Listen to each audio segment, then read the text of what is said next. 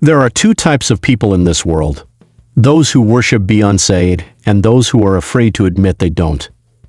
The Beyhive is a force to be reckoned with, and questioning Queen Bey's legacy is a dangerous game. But even the biggest icons have skeletons in their closets. From lip-syncing bombshells to song-stealing accusations, Beyoncé has had her fair share of controversies, ones that seem to vanish into thin air. So buckle up, because we're about to dive into the scandals that have been swept under the Beyhive rug. And trust me, some of these will make you raise an eyebrow higher than Sasha Fierce's heels. Lip-syncing at the presidential inauguration, seriously, Bey?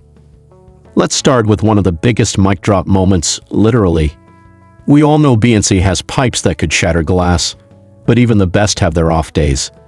In 2013, during President Barack Obama's second inauguration, she belted out the national anthem in what seemed like a flawless performance. There was just one tiny problem: she wasn't actually singing. Yep, the woman who gave us Crazy in Love and Single Ladies decided that a live audience of millions wasn't the right place to take vocal risks. Later, she confessed that she used a pre-recorded track because she didn't get a proper sound check and didn't want to mess up in front of the entire nation. While that's understandable, many fans felt betrayed. After all, if Beyoncé herself isn't singing live, what hope do the rest of us mortals have? Her defense? She called herself a perfectionist.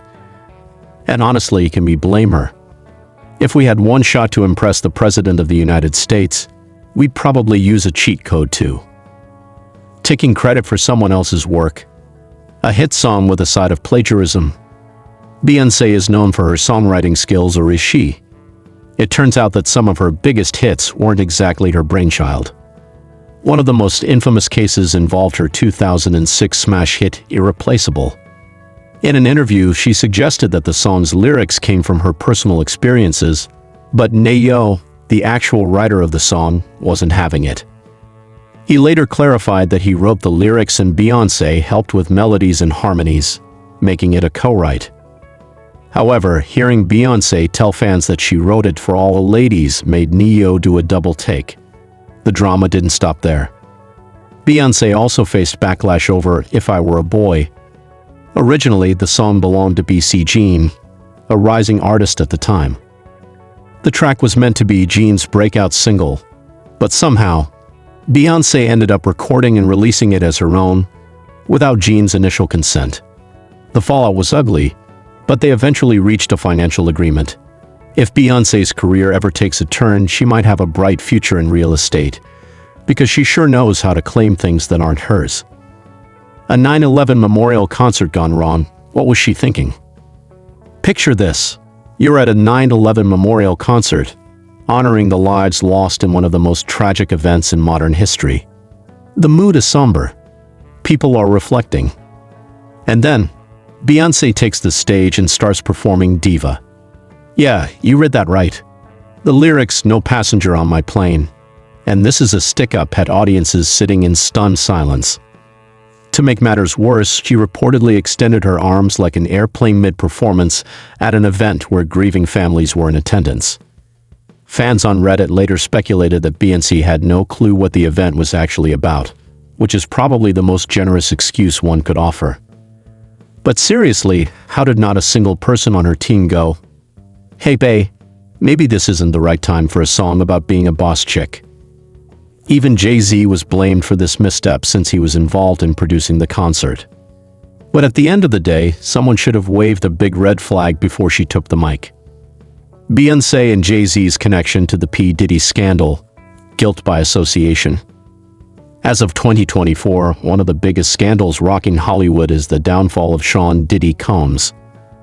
The rapper and mogul has faced shocking accusations, some of which allegedly took place at his infamous parties. Now, guess who was a frequent guest at those parties? Beyoncé and Jay-Z. Not only were they spotted multiple times at these exclusive gatherings, but they even used these events to debut new music. And while being in the same room as someone shady doesn't make you guilty.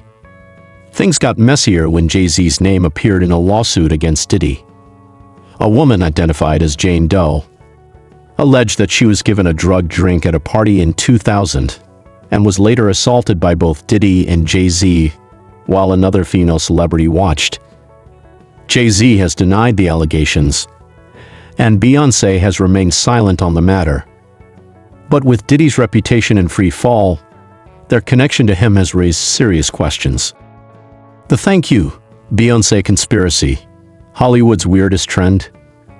Have you ever noticed that when someone wins an award over Beyoncé, they always feel obligated to thank her?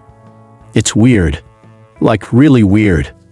Some fans believe that there's an unspoken rule in Hollywood that if you dare beat Beyoncé for an award, you better bow down and acknowledge her first or else.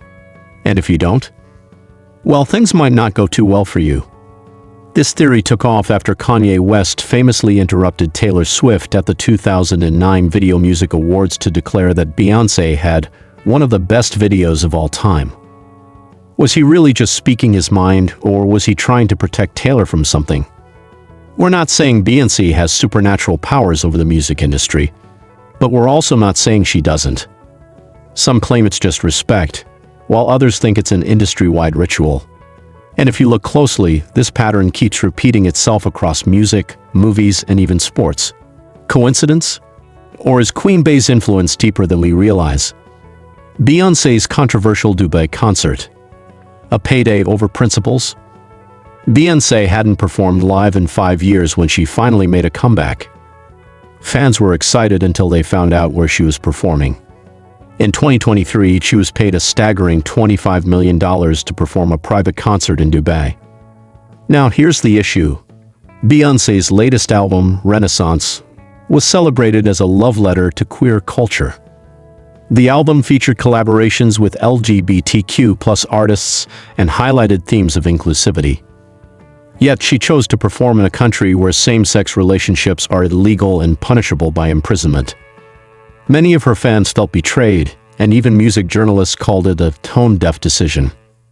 After all, does someone worth hundreds of millions of dollars really need a $25 million paycheck that badly? Her song that used a real-life tragedy, why would she do that? In 2013, Beyoncé released XO, a song that should have been nothing but good vibes, except for one questionable creative choice. The song opens with real NASA audio from the 1986 Challenger disaster, in which 7 astronauts tragically lost their lives. NASA officials, families of the victims, and fans alike were furious. It seemed incredibly insensitive to use a clip from such a heartbreaking moment in history for a love song.